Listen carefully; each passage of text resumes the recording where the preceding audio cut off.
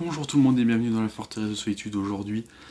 Nouvelle série, nouveau format, enfin nouvelle série manga, nouveau format, puisque je vais vous parler de ces mangas qui m'ont marqué. On commence avec un classique, de toute façon vous l'avez vu sur la miniature, on va parler de Full Metal Alchemist, que j'ai lu, que j'ai commencé à lire pendant la publication et que j'ai rattrapé au cours de sa publication pour finir avec le tome 18 qui est un tome plus épais que la normale vu qu'il fallait finir la série. Hop, vous avez, deux fois vous avez Edward.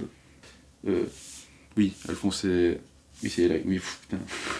Edward Elric, je me suis embrouillé tout seul. Full Metal Alchemist de Hiromu Arakawa, publié chez Kurokawa dans ce format Perfect Edition, qui est complètement magnifique, qui fait, je sais même plus combien de pages ça fait, je sais même pas s'il y a un sommaire, qui fait, ouais, 230 pages, qui coûte 11,90 pour le tome 1 et donc pour tous les autres tomes, et le dernier tome il coûte un code prix.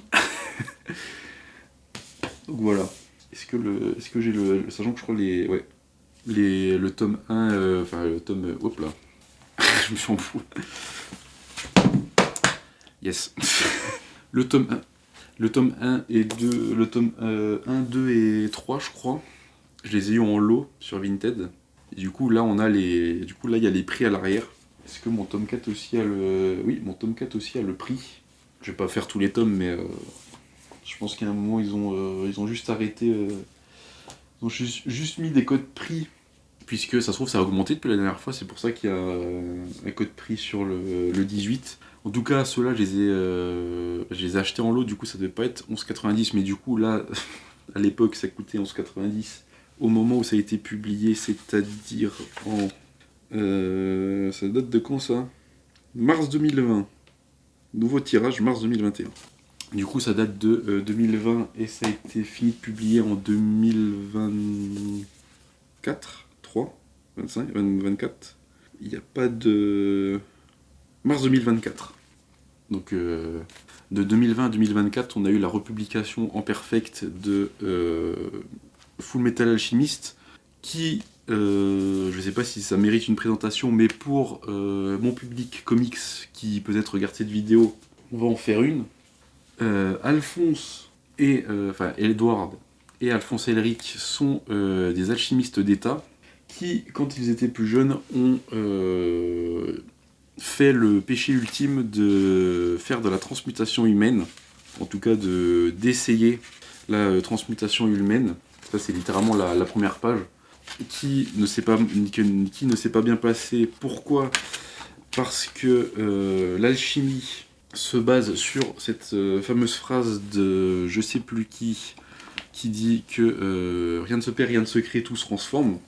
Et donc, si vous voulez, partant de ce principe-là, en fait, ils se sont dit il faut qu'on ait les mêmes matériaux qu'un corps humain pour ramener notre mère, du coup, qui est morte quelques temps plus tôt. Sauf que ça marche pas comme ça, et du coup, Edward va perdre son bras droit, je crois, et sa jambe gauche, et Alphonse va perdre littéralement tout son corps, mais Edward va réussir à graver, je crois que c'est, je sais plus exactement comment ça s'appelle, mais il va réussir à figer son âme dans une armure qui était dans la pièce, et du coup, Alphonse va être bloqué dans cette armure pendant toute l'aventure. Le postulat de départ, c'est que Edward et Alphonse, Edward qui est le plus âgé, Alphonse qui est le plus jeune des deux, vont partir à la recherche de la pierre philosophale pour récupérer leur corps mutuel. Déjà pour Alphonse, retrouver son corps tout court, et récupérer son bras et sa jambe pour Edward. Sachant qu'au milieu, on va rencontrer des personnes comme Roy Mustang, on va avoir aussi Hawkeye, qui fait partie de l'armée d'Amestris, vu que tout se passe dans un monde fictif qui du coup s'appelle Amestris, avec d'autres régions à côté. On va voir ces personnages-là aussi qui vont tourner un peu autour de l'armée. de Mustang, de Hawkeye, etc. On va avoir Izumi Curtis, la maître de Edward et Alphonse. On va avoir aussi un très bon méchant qui est Scar, qui est un tueur d'alchimistes d'État, puisque le bon Scar vient d'Ishval, puisqu'il a les yeux rouges et les cheveux blancs, sauf qu'il s'est passé quelque chose à Ishval qu'on va découvrir à un certain point de l'aventure, notamment grâce à Scar. On va avoir aussi May, je crois qu'elle s'appelle May, et Lynn, qui, je sais pas s'il a un tome à son image. Je suis en train de d'étaler les trucs sur mon lit, c'est terrible. Et alors là, ça du coup, ça c'est un spoil la cover. Je crois pas qu'il ait de cover autre que celle d'un certain tome, qui est plus ou moins du spoil, donc on va éviter. On va avoir du coup on a les pays du coup, pour faire un peu de world building. On a Amestris qui est le pays principal, où se passe toute l'aventure, et on a aussi le pays de du coup Ishval, et le pays plus typé asiatique, puisque c'est une particularité, c'est que tous les personnages sont typés occidentaux. Ils ne sont pas asiatiques. Alphonse, Edward, etc., ils sont occidentaux et non pas asiatiques comme la plupart des mangas qui pourraient se passer à Tokyo ou quoi. Là, on a des personnages qui sont occidentaux. Et au milieu de tout ça, de tout ce qu'on va avoir sur Ishval, etc., on a les 7 péchés capitaux, notamment Lust, Gluttony, Envy, Pride. On a le père, du coup, aussi de tous les homonculus, puisque du coup, ce sont les noms des 7... Non, c'est pas les 7 péchés capitaux. Ils ont les noms des 7 péchés capitaux, mais ce sont des homonculus, créés par père, qui sera révélé au long de la série, et qui va recouper avec le père d'Alphonse et Edward. On va aussi avoir des personnages comme Winry, qui est la mécanicienne d'Edward, vu qu'il a un automail à la place de son bras, qui du coup est le terme japonais et non pas le terme utilisé dans la VF de l'animé qui était Mechagref. Enfin, dans la première VF, il y a de la vidéo de Mr. Fox si vous voulez les coulisses du doublage. Enfin, les coulisses. Ce que lui a relevé sur le doublage de FMA. On a aussi les deux frères Armstrong avec je sais plus comment il s'appelle qui est aussi un alchimiste d'État, qui est l'alchimiste au bras puissant, qui est un peu culturiste, etc., qui est très maniéré, sauf quand il combat, avec les petites étoiles typiques de quand Hiromu dessine. Hiromu, qui, si vous ne le savez pas, est une femme, et donc, qui dit femme, dit écriture de romance avec Winry et Edward, qui est aux antipodes de ce que vous pouvez avoir avec une romance écrite par un mec. Et je trouve que la romance entre Edward et Winry est complètement magnifique et magique, et n'est à aucun moment... Enfin, oui, il y a une romance, mais c'est pas... genre, par exemple, à un moment... Il y a un personnage qui dit à Edward ah mais du coup t'es amoureux d'elle, et lui il commence à s'énerver parce qu'il est en mode non c'est pas vrai machin.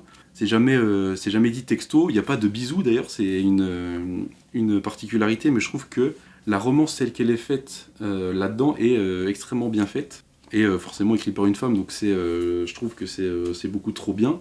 Enfin beaucoup trop bien. C'est différent d'une romance écrite par un mec, donc ça brise des codes et ça fait du bien. Sachant que c'est sorti en 2000... je sais même pas si on a une année de... publié 2012. Peut-être pour la perfecte, je sais pas. Pour revenir du coup au personnage, on avait Armstrong, et on a sa sœur, Victoria Armstrong, il me semble. Je sais plus si elle s'appelle Victoria justement, mais il me semble que si. Qui est la chef de la région du Nord, qui en gros, elle est dirigeante d'un complexe militaire dans le nord d'Amestris, avec un barrage qui empêche les gens de passer, etc. Elle est très haut placée, et ce perso-là est giga intéressant et giga fort, giga badass, elle est trop bien.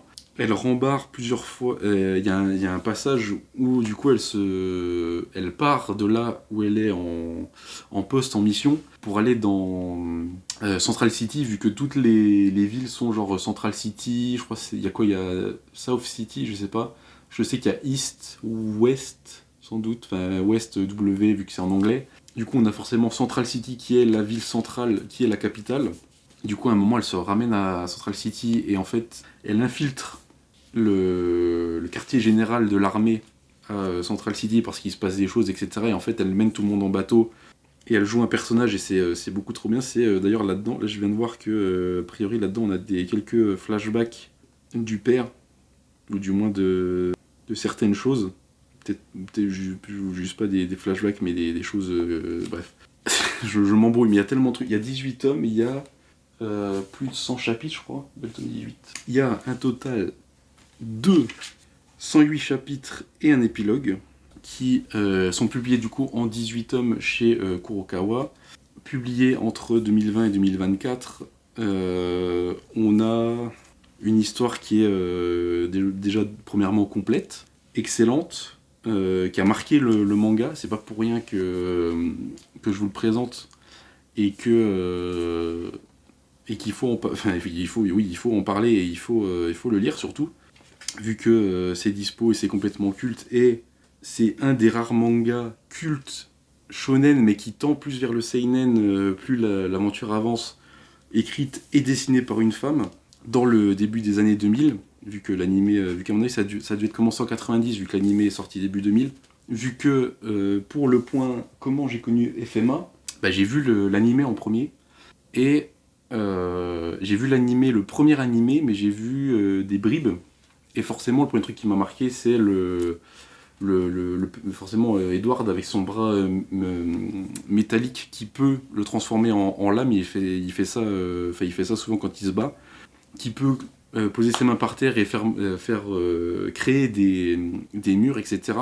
Bref, et j'ai juste vu ça et c'est resté dans un coin de mon esprit, et surtout le nom est resté dans mon esprit. Full Metal Alchemist arrive et surtout le principal, c'est que j'ai pas vu beaucoup d'épisodes et du coup je ne connaissais pas l'histoire plus que ça, et je ne connaissais pas la fin, je connaissais rien de l'histoire, etc.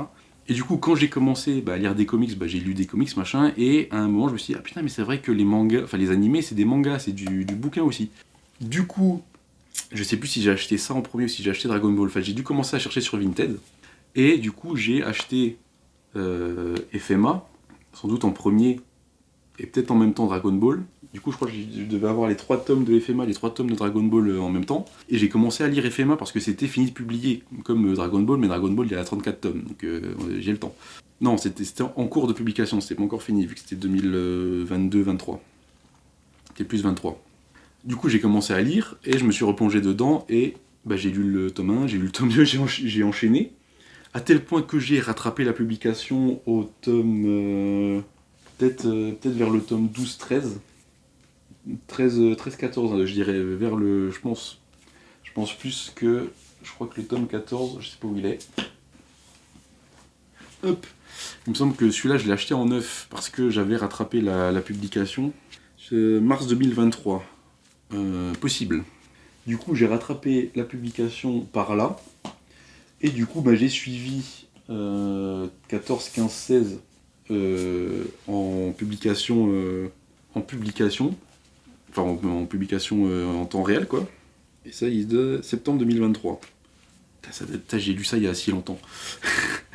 Du coup, j'ai rattrapé la publication. Je crois que ça devait être le tome 15 plutôt que le tome... Non, je crois justement que le tome 14, je l'ai acheté en neuf. Et c'est ce moment-là où j'ai du coup rattrapé la publication. Donc 14, 15, 16, 17, 18, j'ai lu en neuf, puisque j'ai tellement kiffé que j'ai enchaîné les tomes comme pas possible. C'est beaucoup trop bien. Du coup j'ai découvert la fin, qui est là-dedans, ce qui se passe réellement. Je pense que le manga est basé sur une phrase qui dit que rien ne se perd, rien ne se crée, tout se transforme. Mais ma phrase à moi pour résumer Full Metal Alchemist, c'est pas la destination qui importe, c'est le voyage. Parce que la destination, en fait, au bout d'un certain moment, on sait ce qui va... on sait comment ça va finir. Si vous les avez lus, vous savez. Mais oui, c'est le voyage le plus important, parce que Edward et Alphonse, du coup ça c'est le corps d'Alphonse, traversent tellement de trucs qu'ils sont profondément changés, qu'ils ont appris certaines choses oui, que juste qu'ils pouvaient pas vivre en restant juste des alchimistes d'état normaux, quoi. C'est... ça, j'ai pas fini Berserk, enfin Berserk n'est pas fini, j'ai pas fini, je suis en train de lire Berserk. Qu'est-ce que j'ai d'autre qui pourrait... J'ai commencé Chainsaw Man, j'ai commencé, on m'a offert Chainsaw Man, donc j'ai commencé Chainsaw Man et j'aime bien. Forcément, je suis en train de lire Dragon Ball. Je suis à la moitié de Dragon Ball tout seul et après ça part sur la partie Z avec les Saiyans, etc. Je suis au tome 6 et ça finit au tome... je crois que le tome 13, c'est Raditz qui se ramène. C'est le seul manga que j'ai fini pour l'instant, et qui est fini de publier aussi avec juste Dragon Ball. Et pour moi, c'est mon top 1 manga. Comme V pour Vendetta, vu que la vidéo normalement est sortie avant. V pour Vendetta, c'est mon top 1 comics. Fullmetal Alchemist, c'est mon top 1 manga. Je pense qu'il y aura peu d'œuvres qui pourront dépasser FMA, parce que c'est beaucoup trop bien, quoi. Et en plus, le format est trop bien pour découvrir. Vous avez des pages agrandies, c'est de la perfecte édition. Vous avez un peu de vernis sélectif sur les cercles sur les cercles d'alchimie. Vous avez là aussi, là vous avez un cercle, et à l'arrière aussi. J'essaie de vous le montrer. Hop, voilà. Vous avez un peu de vernis sélectif là et à l'avant. En dessous de la jaquette, vous avez les croquis de Hiromu Arakawa qui vous montrent un peu les designs des persos, etc. Donc c'est aussi très cool en bonus qui ne sont pas dedans, mais sur le manga littéralement. Bah voilà, oui, vous avez 18 tomes, c'est publié chez Kurokawa. Si vous avez le malheur de ne pas avoir commencé FMA, ou si vous ne connaissez pas et que je vous ai donné l'eau à la bouche, enfin que je vous ai donné de l'envie, bah foncez dessus, hein, vous allez vraiment pas le regretter. C'est, comme je l'ai dit, c'est un manga qui commence plutôt shonen, en mode, bon voilà, c'est Alphonse, il cherche une chose, mais on se dit, bon, ils vont gagner en puissance, machin, alors que non, Alphonse, il reste dans la même tenue, du début à la fin, il n'a pas d'augmentation de power-up, il a juste son bras, son alchimie, son frère, et une quête et un rêve. Et ça va être ça tout le long, et c'est beaucoup trop bien, c'est pour ça que je vous en parle, c'est parce que c'est déjà le premier manga, je crois, que j'ai acheté et que du coup j'ai lu avant Dragon Ball, mais je savais que Dragon Ball c'était un manga, et enfin il y avait l'animé, le manga, je savais. Et FMA, c'est mon coup de cœur, c'est mon manga. Que si je dois mettre un manga pour me définir, il y a ça là-dedans, parce que c'est obligé. Avec Dragon Ball, avec d'autres que je découvrirai au fond en lisant de plus en plus, c'est extrêmement bien écrit, comme je l'ai dit, ça gagne en maturité au fur et à mesure que ça avance. Au début, il y a de l'humour aussi pour avoir des chapitres un peu plus légers, mais plus on arrive vers la fin, plus l'humour disparaît et ça devient vraiment très dur et enfin dur, oui, dur dans les thèmes, etc., dans ce qui se passe. Mais c'est nécessaire entre guillemets, puis c'est pas forcé. Et tout coule de source, tout est super bien créé, le monde est très cohérent et très cool à découvrir aussi. Et voilà, sachant que point édition, il y a un tome en plus qui s'appelle Fullmetal Alchemist Chronicles, qui n'est pas des histoires en plus, c'est juste du bonus, on pourrait dire ça. Je vous encourage, je vous oblige, si vous lisez du manga, je vous oblige à lire FMA, c'est beaucoup trop bien. C'est pas pour rien que c'est devenu culte. C'est vraiment très très cool. Et si vous lisez du comics, bah vous avez 18 tomes, qui a priori faisaient 11,90 mais qui peut-être ont augmenté de prix entre temps. Sauf le tome 18 qui est beaucoup plus épais qu'un tome normal. Parce que ça fait. Non, ça fait. Voilà. Là vous avez les tomes 1 et 2 et le tome 18 qui est beaucoup plus épais. Vu qu'il faut forcément il faut finir tout ça. C'est tout ce que j'avais à vous dire sur FMA. Voilà. Je vous parle d'un manga qui me tient à cœur parce que c'est beaucoup trop bien. Et parce que, comme je me suis ouvert au manga avec les Berserk, etc., je me suis dit que c'était le bon moment, avec le lancement de la nouvelle série, ces comics qui m'ont marqué, maintenant ces mangas qui m'ont marqué. Je vais essayer d'alterner les deux à chaque fois, pour vous parler de comics, etc. Sachant que février, il y a des choses comics, machin, mais ça va être un peu compliqué de sortir une vidéo comics qui m'ont marqué pour... voilà, bref. Je suis en train de spoiler même, je m'en fous. Enfin, spoiler, non, enfin, bref, ça sera coupé, ça. Voilà, bah, c'est tout ce que j'avais à vous dire, hein. Moi, j'ai rien de plus. Lisez FMA, faites-vous votre avis, parce que c'est le mieux. C'est le mieux à faire. Je vous encourage à lire FMA, de toute façon c'est fini de publier, c'est Kurokawa, c'est très bien édité, c'est très bien fabriqué, c'est très bien raconté, c'est très bien dessiné, c'est super. Il y a un G-Comics aussi qui l'a mis dans ses top lectures de 2025. C'est pas pour rien. Si vous voulez découvrir un nouveau manga en 2026, foncez sur FMA. Et moi je vous dis à la prochaine pour une nouvelle vidéo, soit manga, soit comics, soit peut-être BD. Ou Label 619, ils sont là, ils sont beaux. Il y a des trucs que j'ai à lire qui sont pas encore lus. Moi je vous dis à la prochaine, n'oubliez jamais de lire sans concession. Ciao.